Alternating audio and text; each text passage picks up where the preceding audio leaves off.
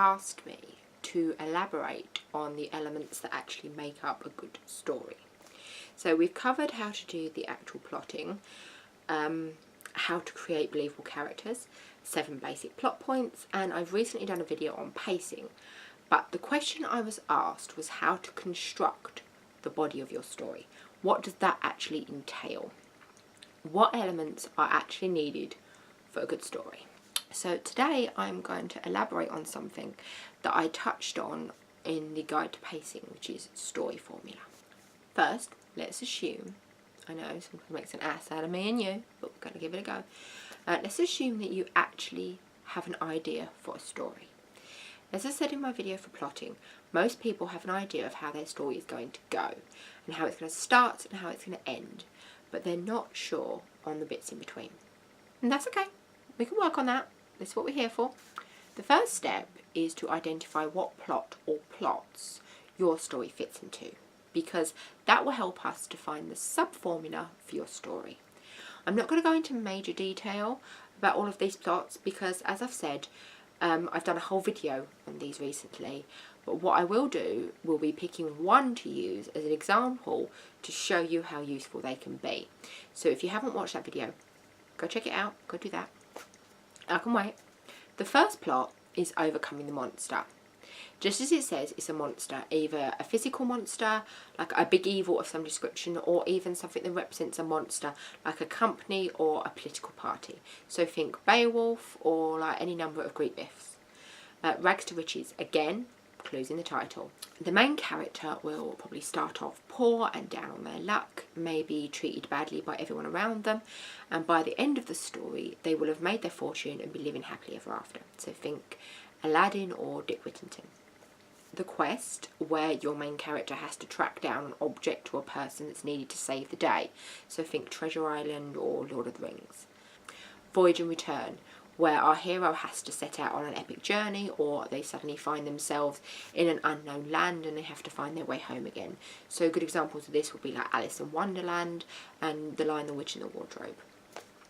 Rebirth is where our characters will change over the course of the story, from the person that no one really likes to someone that's worthy and good. So think A Christmas Carol, Beauty and the Beast, or even The Grinch That Stole Christmas. Comedy, which includes romance, really doesn't need an explanation or examples, does it, to be honest. And finally, tragedy, which is different from Rebirth because there's no redemptive end for the character. So there's something that cannot recover from. Think Romeo and Juliet or A Picture of Dorian Gray. Okay, so now we have our basic plots. For my example, I'm going to use Voyage and Return, and I'm going to mix it up with a little bit of comedy romance because that's what I live for. We love the romance over here.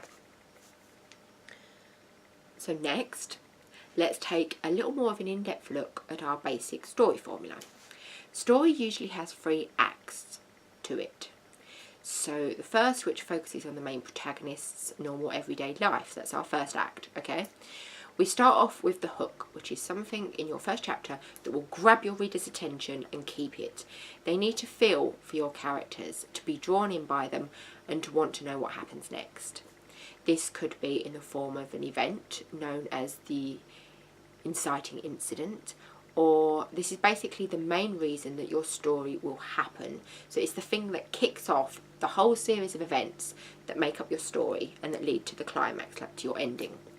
This could be something dramatic, like a car accident that leaves your main character in need of help, physical and mental therapy, or it could be a loss of someone close to them, or it could be a robbery or some kind of abuse that triggers a change in them that needs to be addressed. This creates a goal for your protagonist, a thing that they are working towards for the rest of the story. You'll need to show all of this event in the first chapter, or stretch it over 2 if you have to, if it's a particularly detailed and complicated event. Though I really wouldn't recommend this unless you kind of have a lot of practice in it. Too much detail and drama in one go can actually be too much for your reader. I know a lot of you might think, but drama's good, you know, drama gets it involved, drama makes it exciting. It could be too much, we don't need that, you know. It's rather than drawing them in, it'll actually push them away. The idea is to show everything that is major in that event and tease what happens next by the end of the chapter. So let's start constructing our story as we go. Our main character, who I'm going to call John, has been out for a party with his best friend. John's been drinking, but his friend promises him that he's been good and he's only had one, so he's more than capable of driving.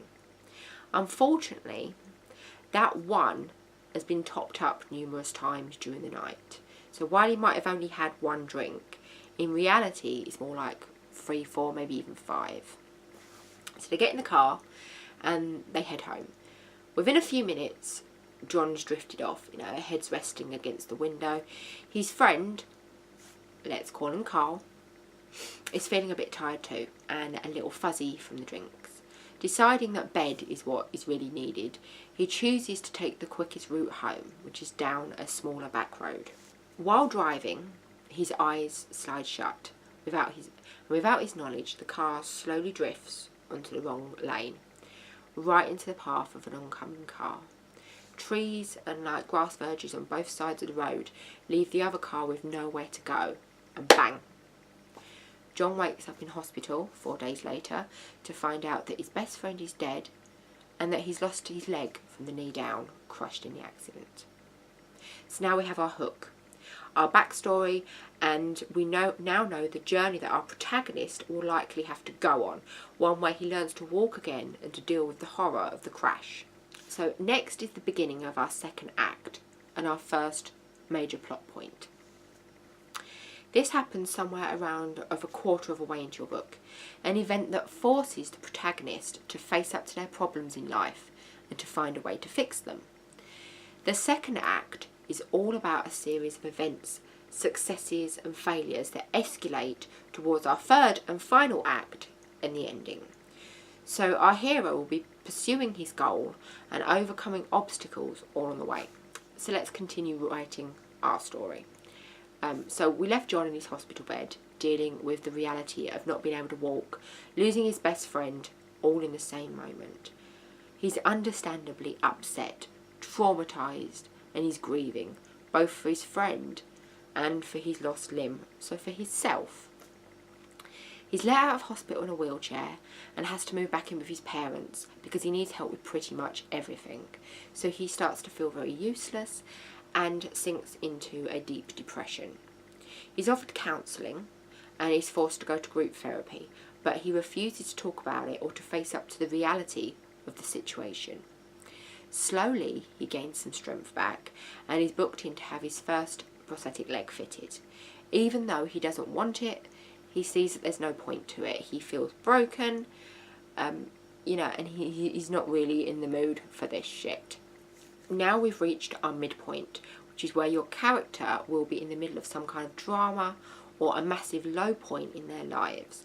Something needs to happen in order to give them the kick up the arse that they need to keep going. Otherwise, we'd have a pretty rubbish book, to be honest. So as I said, I'm mixing in a little bit of romance here.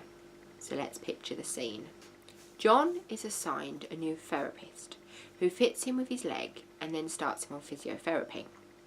At first, he's really grumpy and he's short with her, not wanting to work, not wanting to try, feeling like he wasn't worth the effort. But in time, he starts to open up and to talk to her about the crash that he's starting to get memories back from, how he's feeling, and they become closer. Both of them are attracted to each other, but when they finally get around to a kiss, they're interrupted and discovered by her boss.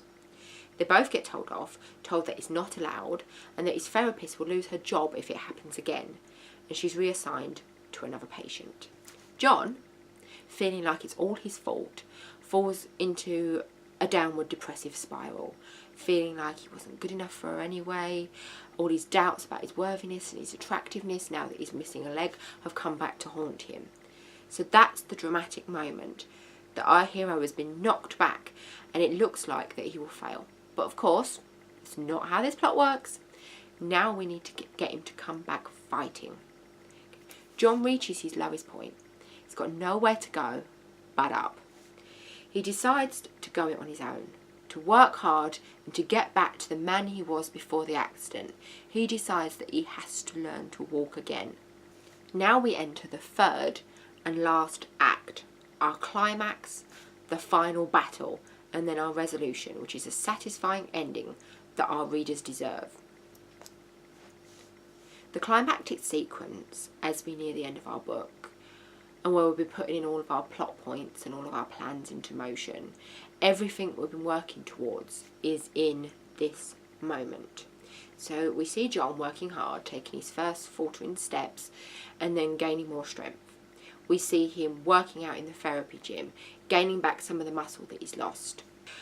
We see him forcing himself to eat to fuel his body, even though he hasn't got any appetite at first. We see him avoiding his old therapist at all costs, scheduling appointments when she would be busy or should have finished for the night because he doesn't want to see her. Not yet. And finally, we see him walking on his own and being discharged from therapy. And now we see our satisfying resolution, where everything needs to be tied up in a neat little bow.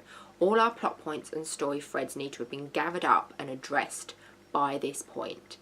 So we see his old therapist coming out of work one night, looking up to see John standing there beside her car, unaided, without even a stick. She's shocked, but she's happy to see him, feeling all kinds of emotion, pride that he's done so well and that he continued, that all their work in the beginning wasn't wasted. She runs over to him, wanting to hug him, to hold him, to kiss him, but she stops herself before she reaches him, because it's wrong. They aren't allowed. Smiling at her, John closes the distance between them, reaches out, wraps his arms around her and pulls her in closer, his lips finding hers in the sweetest of kisses. But she pulls back, breaking the kiss, worried that someone might see them, and that's when he reveals that he's no longer under the care of her facility. They're free to be together. So, yeah, okay, it was a very basic plot, and it was a very basic story structure. But we can see with that example how it flows and how it ebbs, how we have highs and lows, and how we can take the reader on a journey with them, with our characters. All that's needed now is to fill in the details, which would be to flesh out your story, to make it your own, to make it special, and to make it unique to you. I hope this has helped a little bit. I'm always happy to hear any ideas that you have or any requests that you have for videos or any questions, so hit me up in the comments or on social media. Always happy to talk to people and to help in any way that I can. Until next time, blessed be and happy writing.